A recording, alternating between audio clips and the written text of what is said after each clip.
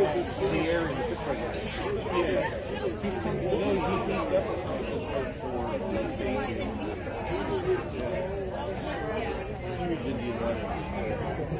They are. You work.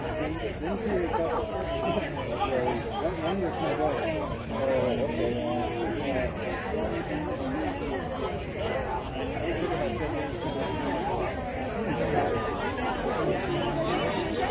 So Joe, Miss Yellen, some great advertisements tomorrow night. Just teasing you. Oh, I know.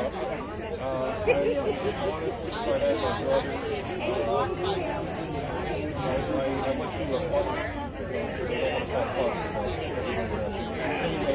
I went to one meeting and ended up being vice president.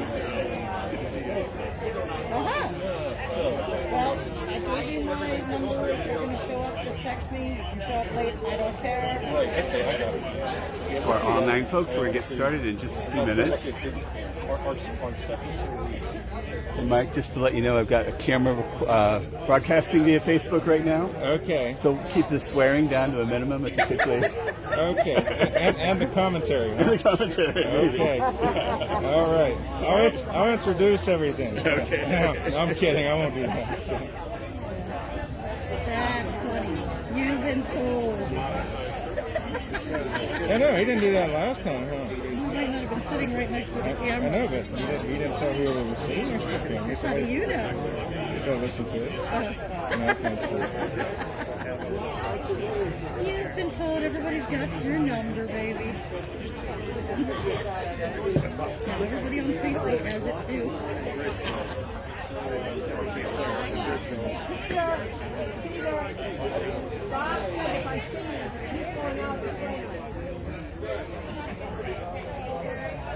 Hi, Sandy.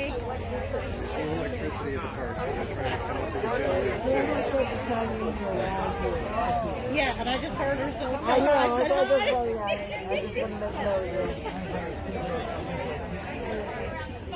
Good. I heard you joined the choir.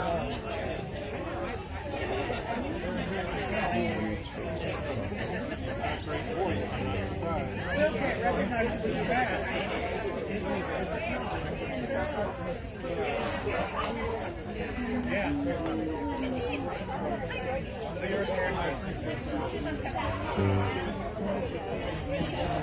I didn't know what the weather was going to be.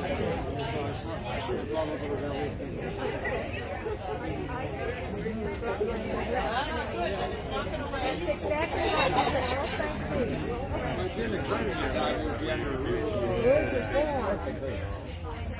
You said you brought everything. Where's your fan? Oh, that's not what you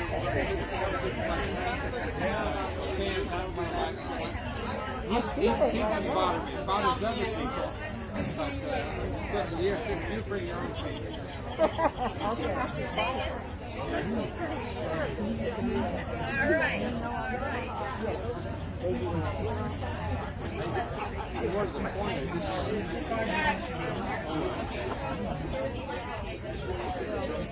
This is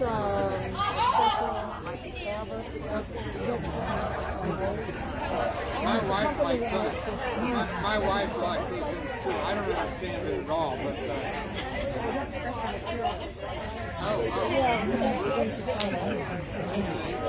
so they make it really more controlled. I don't have a lot of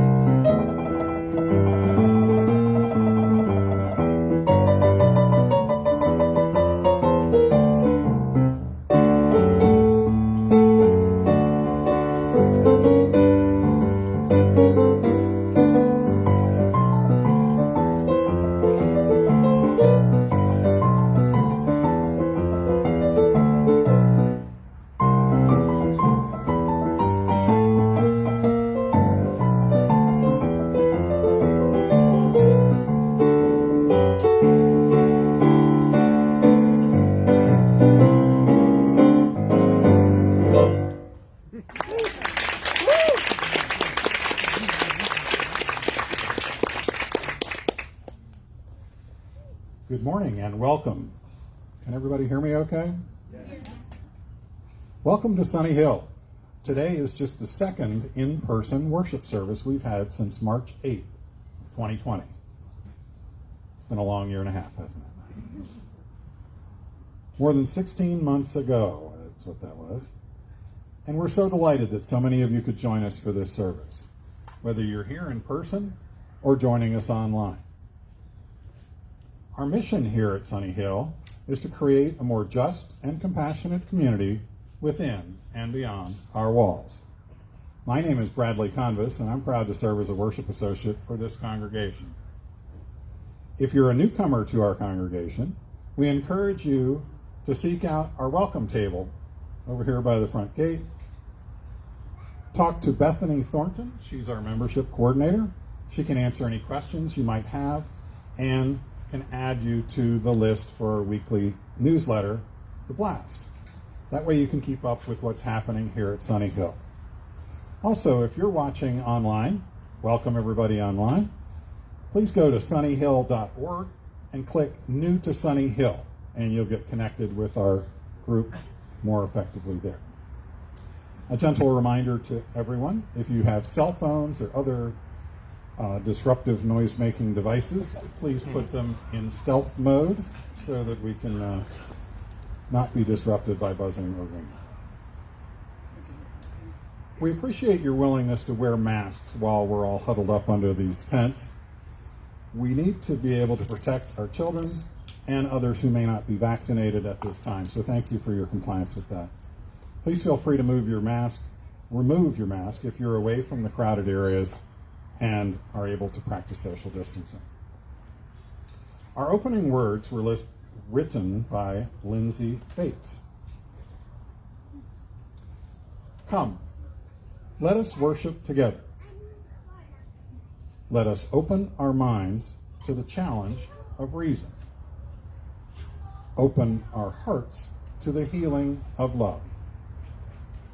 Open our lives to the calling of conscience. Open our souls to the comfort of joy. Astonished by the miracle of life, grateful for the gift of fellowship, confident in the power of living faith, we are here gathered. Come, let us worship together. Good morning.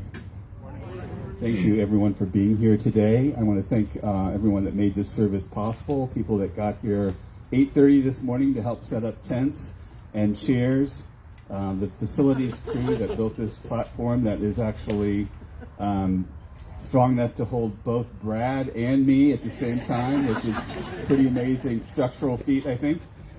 There's a lot that's required to come together as we are today, and I'm grateful for all of it.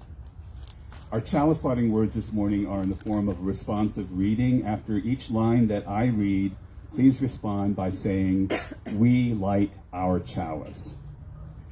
For the blessing of once again gathering in person, we light our chalice. For the opportunity to create a more just and compassionate community, we light our chalice. For the love that sustains this community and each of our lives, we light the chalice.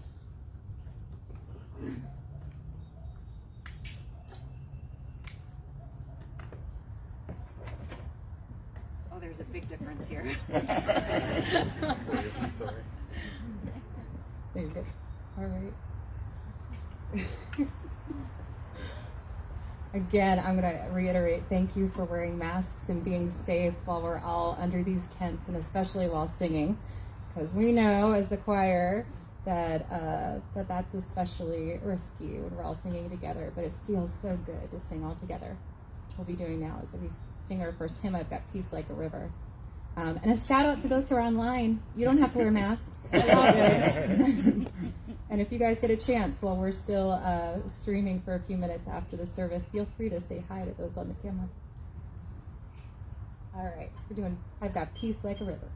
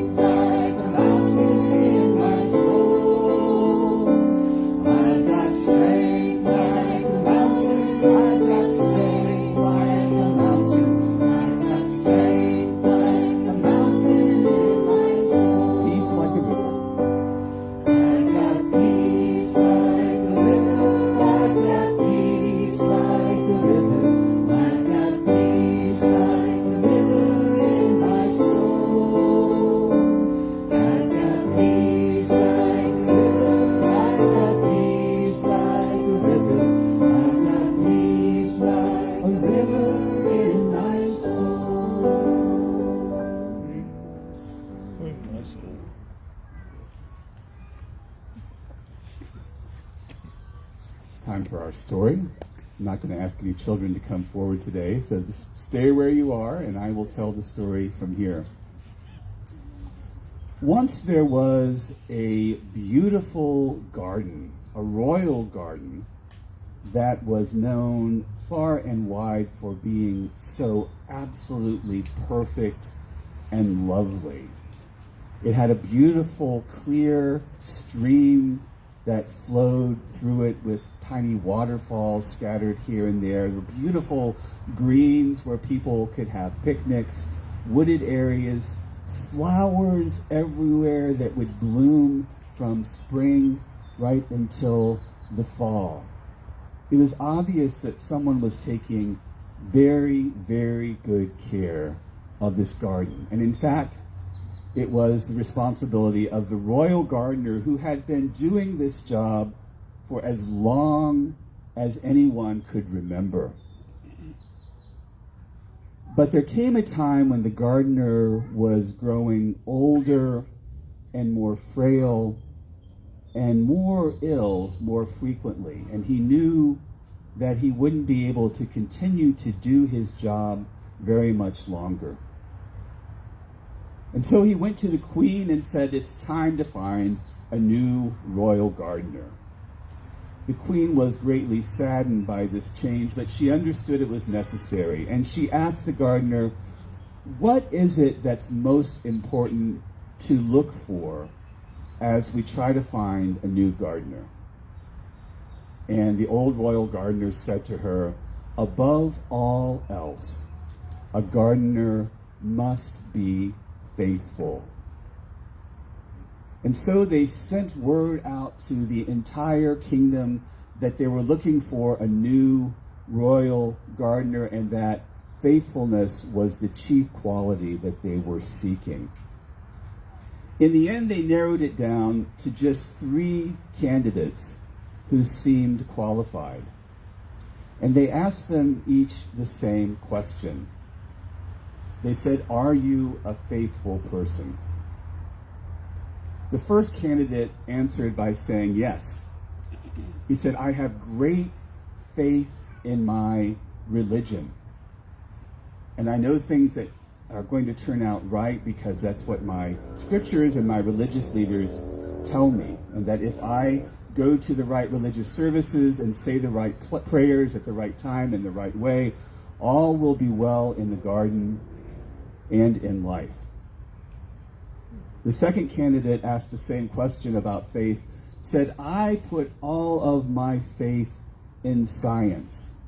I believe that if we are astute enough and are great observers and follow the scientific method, we can solve all of humanity's great problems eventually. There's nothing that we can't take care of." He said, "As long as we stick to the scientific method, all will be well in the garden and in life." The third candidate, when asked this same question about faith, said, "Honestly, I'm not sure that I am a faithful person. But I do know," he said, "that in order to flourish, things need to be cared for lovingly. And I know that with my faithful care of a few things that matter, all will be well in the garden and in life." The queen recognized this third candidate as the right one for the position. Faith, she realized, is not about something that's outside of ourselves or out of our control. Faithful living is about each day doing what you can with what is in your reach to make things a little bit better, a little bit more loving, a little bit more compassionate. And then, in fact, all will be well in the garden and in life. And that is the end.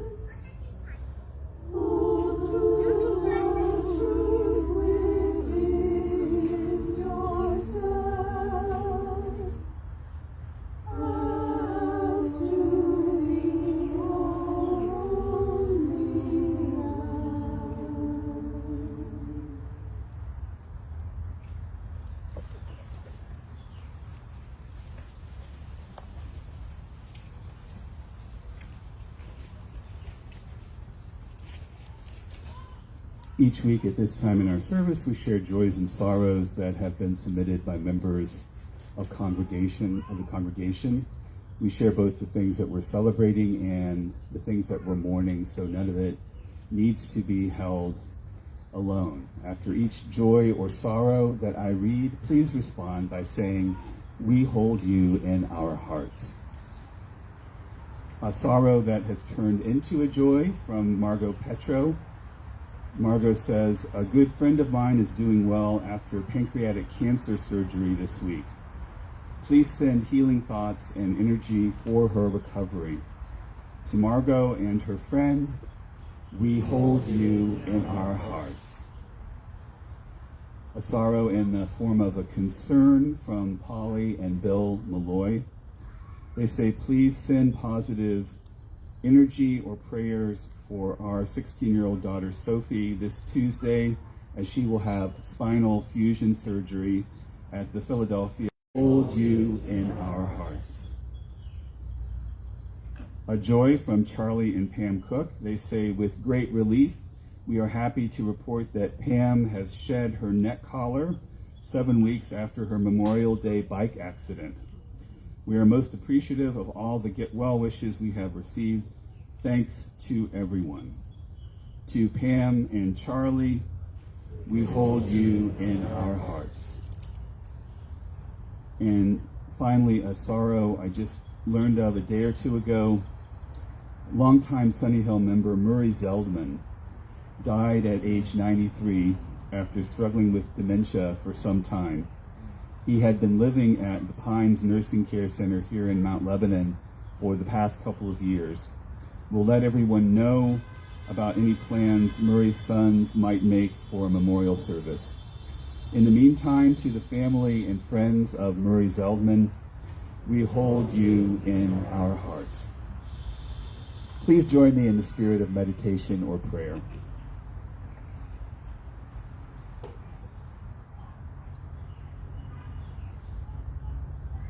In this moment, in these bodies, in this place, we sense the deep roots that hold and support us. Roots of family and friends and loved ones. Roots of geographical place and sacred space. Roots of identity and value and meaning. Roots that lend strength and stability to our lives that can sometimes seem adrift and directionless. At the same time, we are aware of something that needs to be set free, something currently confined that longs to soar, to break away from care-laden shackles, something that wants to fly freely and resolutely, something that needs wings and open air to fulfill its purpose and its promise in our lives.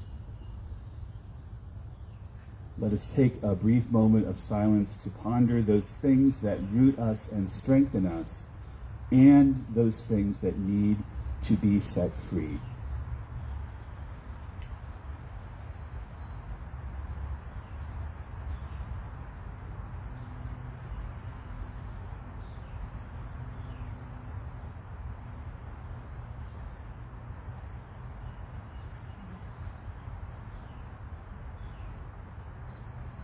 Spirit of life, may we sense your abiding presence in the roots that hold us and in the wings that free us.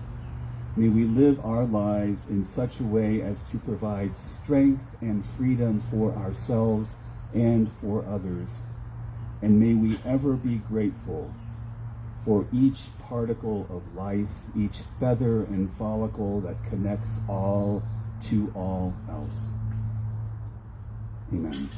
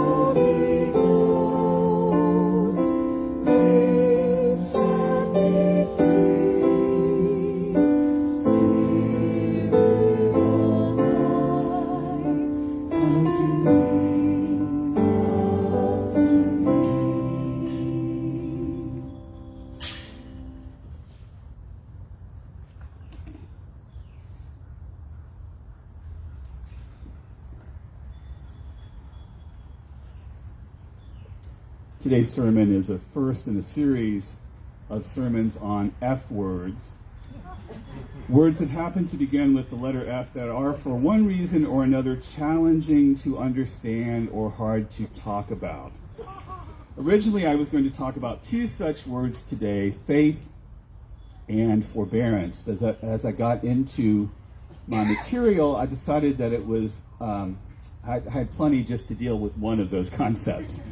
So today I am going to be addressing the topic of faith, and I ask you to bear with me as I handle forbearance at a future service. For Unitarian Universalists especially, there are certain words associated with religion that can be problematic for us. Words that might have certain narrow connotations that we don't embrace or have in fact rejected. One of those problematic words is faith. But I would argue that the concept of faith is every bit as important for UUs as it is for those of other religious traditions. For us, faith is what enables us to choose the path of love and justice, not just one time, but again and again and again, even in circumstances that can sometimes make that choice terribly difficult. Some of you may remember the story of a man who was hiking through the mountains by himself, and he was going down this narrow path along the side of the mountain when he lost his footing and slipped and started sliding over the edge of a cliff. And as he was falling, he just grasped this tiny ledge with his fingertips and was holding on for dear life. And he knew he wouldn't be able to last much longer. And in desperation, he called out towards the top, "Is there anyone up there?" And somewhat to his surprise, a voice answered and said, "Yes, my son, I am here."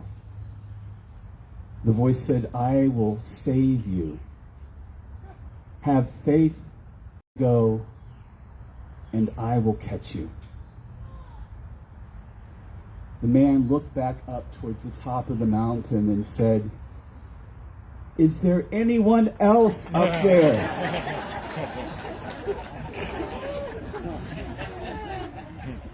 Faith involves risk. It means setting out to live our values without knowing what the outcome will be. Fortunately, being faithful does not usually require us to let go as we hang on for dear life to the side of a mountain, nor does it usually involve a voice from the heavens. Most of the time, being faithful, whether it's being faithful to a friend or family member or being faithful to our highest ideals, most of the time, being faithful is a much more mundane business. People of faith are people who realize and accept the fact that being true to their values will cost them something. They are willing to be uncomfortable and uncertain.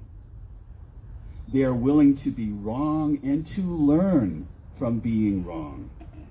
They are ready and willing to be transformed so that the world might be transformed. As I said earlier, for Unitarian Universalists, faith is one of those words that can be loaded and problematic.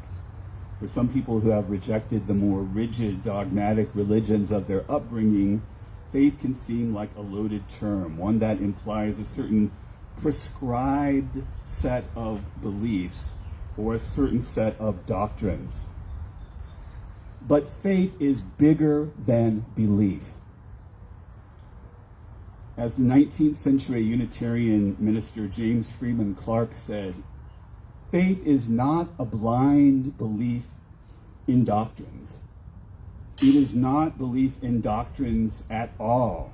A doctrine cannot be the object of faith. Faith stands upon a higher plane. We believe a creed, but we have faith in a friend. Faith can never solely be about a set of beliefs or teachings that are handed to you on a plate, already digested and fully articulated, sealed for all time.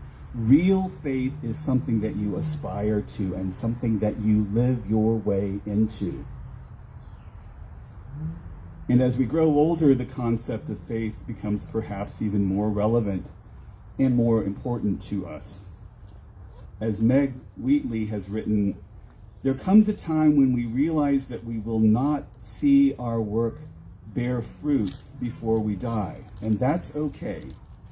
We feel content that we have planted seeds for some future harvest, that we have met good people, that we have learned many things, that we have survived this far and lived to pass on the stories. Wheatley continues, we're certainly not the first ones to have our dreams pushed so far in the future that we won't live to see them. Consider Moses or Abraham or Martin Luther King. They each carried clear visions revealed to them by their God, but they also knew that they would not live to see these promises fulfilled.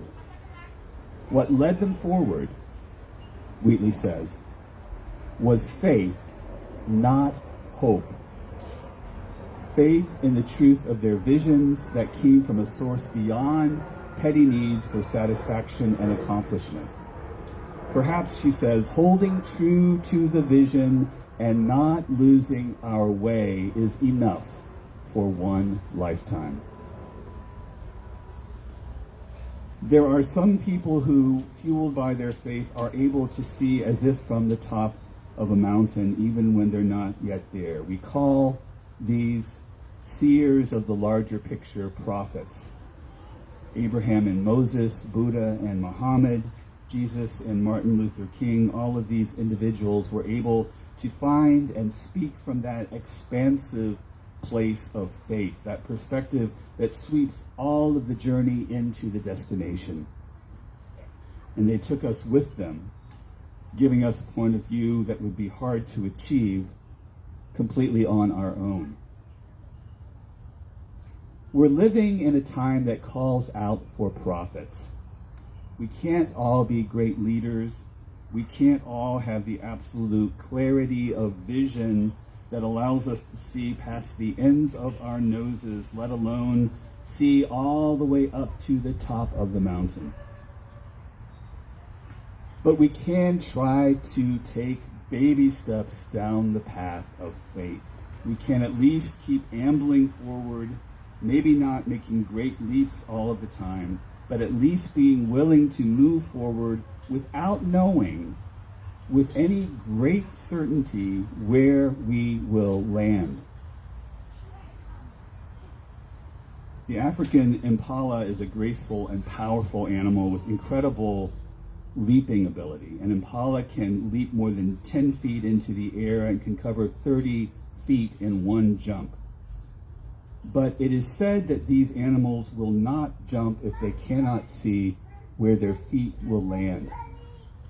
And so it is that they can be kept in an enclosure with walls as short as 3 feet tall. As long as the place where they would land is obscured from their view, they will not jump.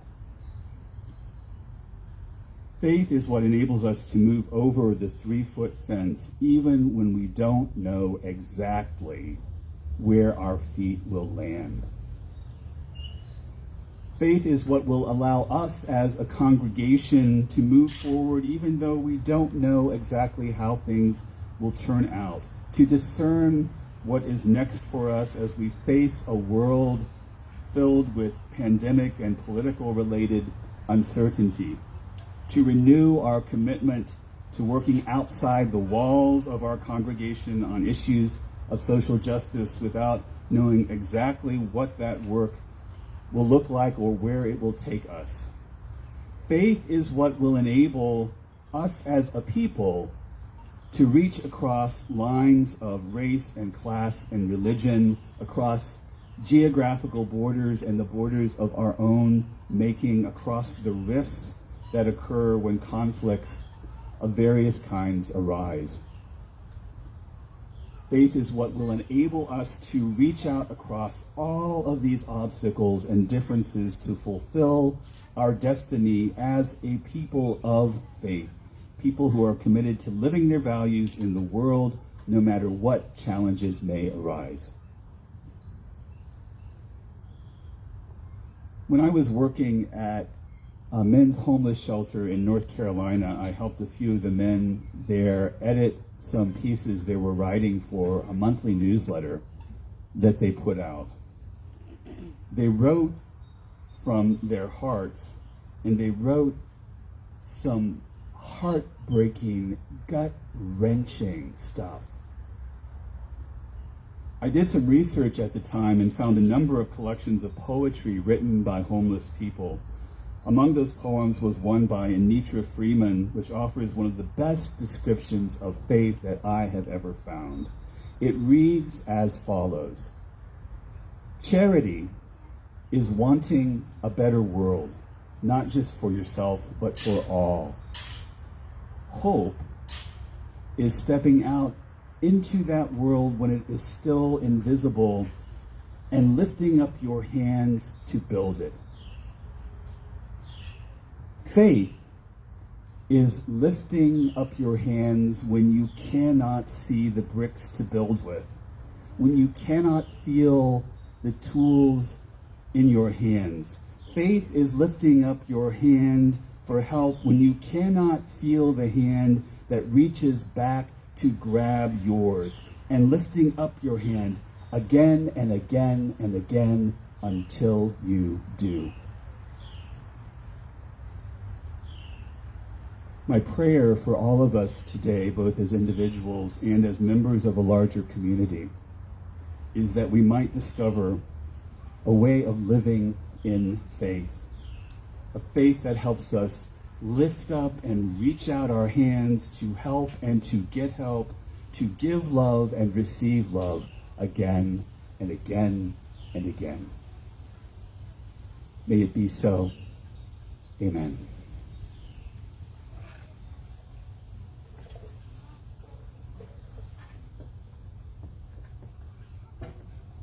Please join us in singing Come and Go With Me. Come and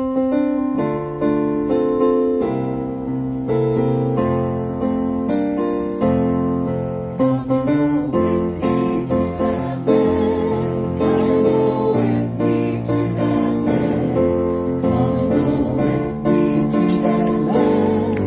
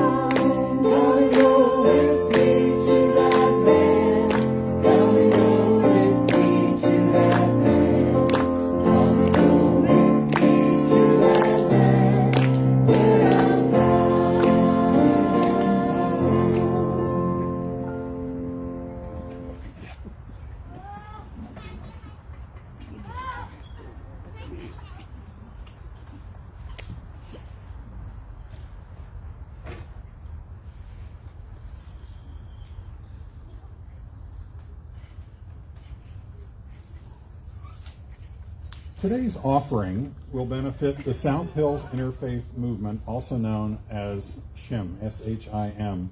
SHIM has been providing food, clothing, and services to people in need in the Pittsburgh southern suburban neighborhoods for more than 50 years. The demand for SHIM services has never been higher, and continued support from local congregations and individuals is both needed and very much appreciated.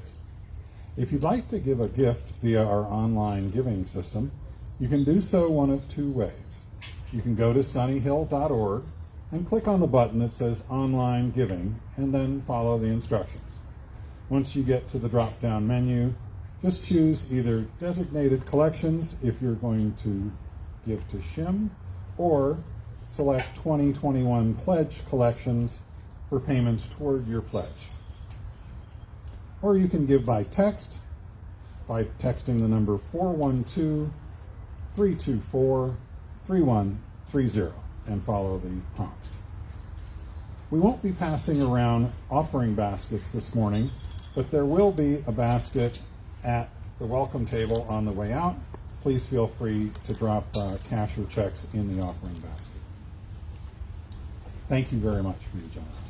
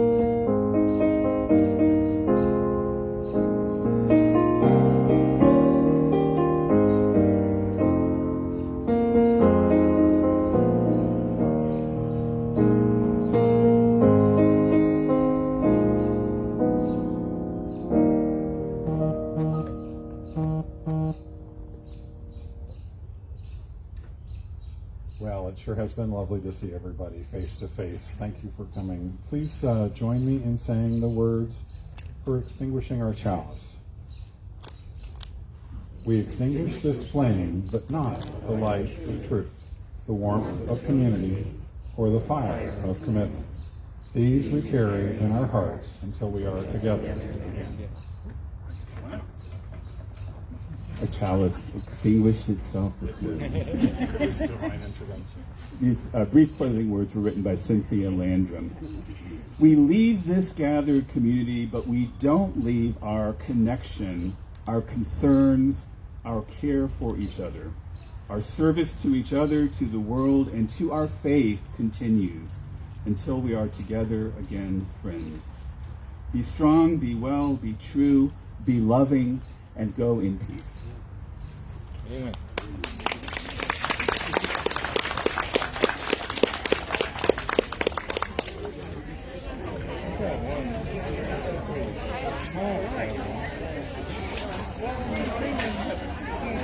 Are you hearing me? Yes. Handled that effort well. That was good. No.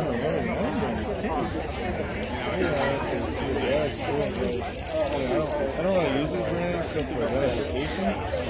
Yeah, if he's saying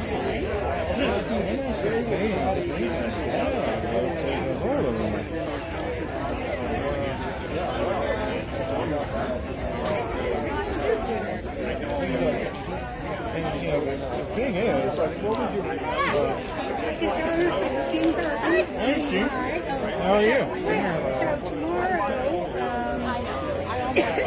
Larry and Larry, Martha, and Cindy will all be coming together. So we're seeing the 7:30, and there's also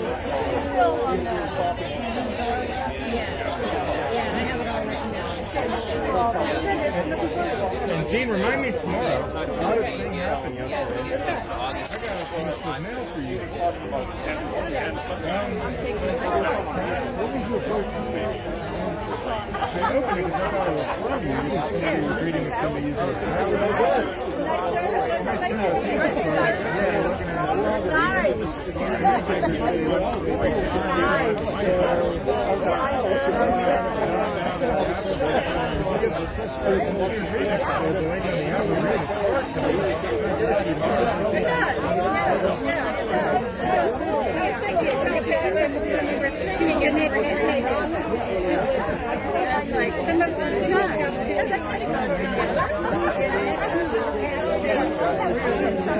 Yeah,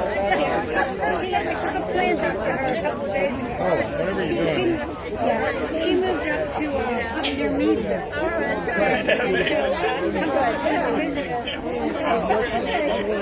Nice to see you.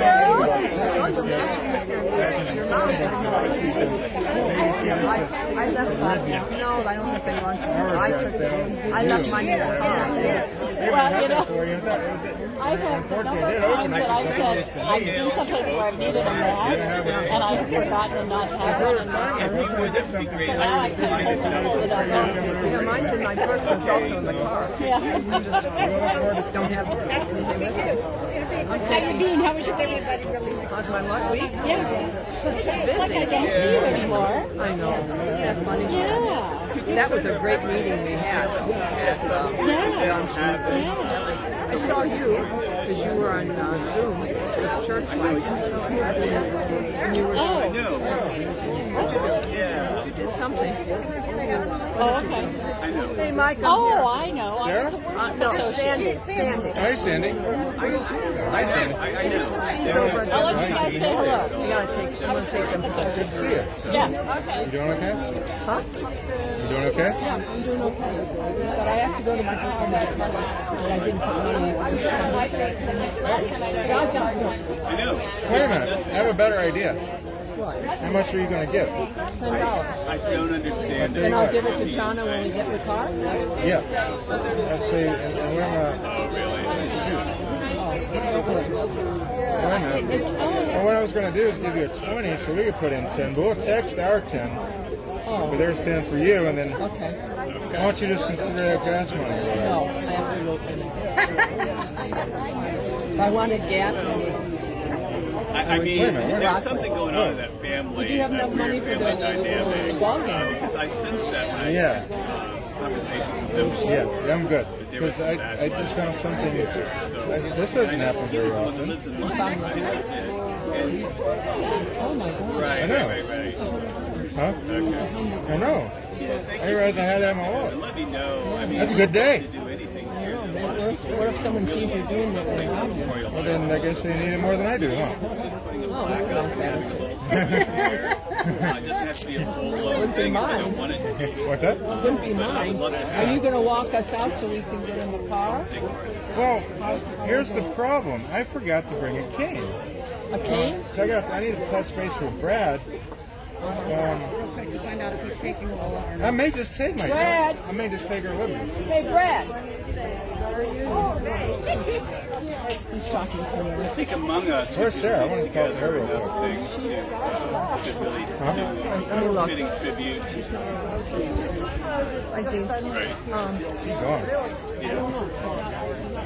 Hi, Donna. It's Dean. How are you? Yeah, I think So- more or less So I'm going to go. I'll go get money. Will you take this? No. And I'll go get the money. Why don't you get it back to John when you get in the car? Why not make an extra trip? It's okay. Is that okay? I don't need to make an extra trip. Who's playing? The New York Mets. And they won them last night. Yeah, that's what Rachel Bean was telling us. I didn't see the news this morning. I guess it was kind of a dramatic end, so I need to go find out what happened. Hey, Brad. Michael, Where's he at? Michael would like to speak some words to you. Oh, you can speak some words now. Some words. I'm here. Are we still being recorded? Oh, yeah. I just realized. Whoops, is this on? I don't know if they. It is. They stopped the stream. I don't know. I realized I did a whole checklist of things to bring with me. I forgot a cane. So I either need to take Lola or